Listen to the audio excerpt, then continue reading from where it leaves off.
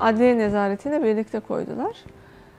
Çünkü çocuk çok böyle çok feryat figandı gene. Eşim çok üzülüyordu. Yani 2 gün nezaret boyunca zaten sorduğu tek şey, Bahar iyi mi? Sen iyi misin? Üzülme, Fatih iyidir. Annem babam iyidir. Dışarıda çünkü babam var. 63 yaşında bir insan. Beni büküldü. Bunlara bir şey olmasın diye dua ediyordu. O çok kötüydü. Ve ona bir şey olmasın diye de ne olur üzülme. Yani hep böyle birbirimizi teselliyle geçti o 2 saat.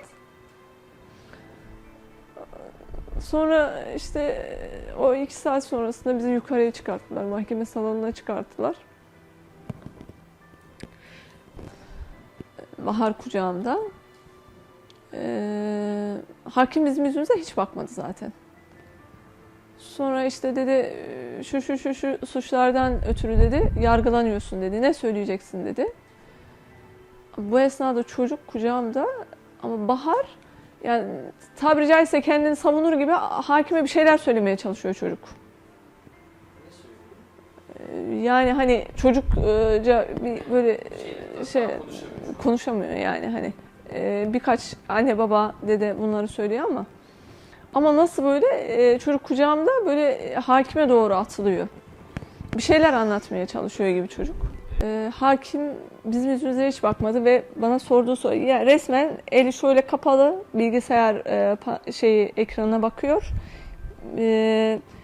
Yani bana hitap ediyor ama yüzüme hiç bakmadı.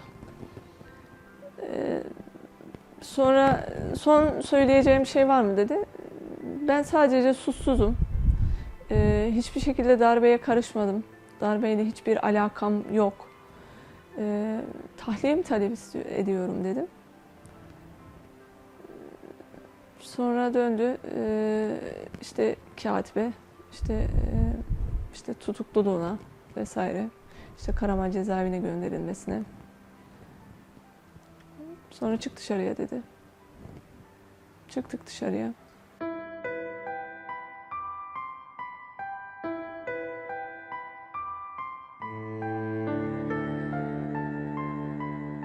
Ben çıktım.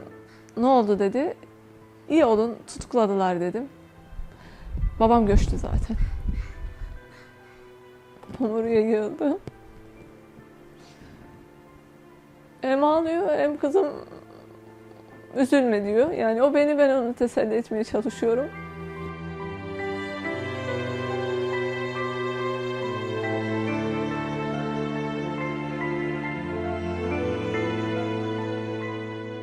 Cezaevine girdik. 11.30-12 civarlarıydı. Çok soğuk zaten. Hani çok karlı, buzlu bir gündü. Ciddi soğuktu yani. Bir kısmı zaten benim elimde hani çocuğun eşyaları var. İşte nevresim verdiler, yastık verdiler. Onları ben aldım. 2 tane gardiyan da yatağa götürdüler. Cezaevi kapısı açıldı. Tabii böyle şey gibisiniz. Tamamen demir bir duvar. Böyle gri demir bir duvar. O kadar kötü sesi var ki açılışı, kapanışı. Çocuk çok irkildi tabii ki. Ben içeriye girdim. Daha doğrusu koridordayım, içeriye gireceğim. 3 katlı ranza. İçeride 21 kişi ve bir de çocuk var. 22 kişi var. Bunun birisi çocuk, bebek yani. İnsanlar ranzalara sıralanmışlar. Böyle oturacakları yer yok. Yani yerde sadece nasıl diyeyim size, büyük karolar oluyor ya. Yani metresini çok böyle biçemediğimiz için sadece orada saymıştık. 8 tane enine karo, 12 tane de boyuna. Bu kadar mesafedesiniz ve 3 katla böyle ranza. Yani 2 kişi yan yana zor namaz kılıyorduk. Öyle düşünün. Ve 3. kattaki kişi kafasını kaldırdığı zaman tavana 1,5 karış kalıyordu.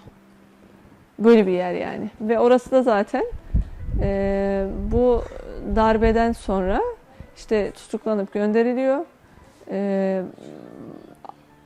Başka bir koğuş yok. Tek bayan koğuşu var. O da adlilerin, diğer suçluları. Bizi gibi yargılanan kişileri de bu pembe oda diye adlandırdıkları odayı bozuyorlar. Bize koğuş yapıyorlar yani.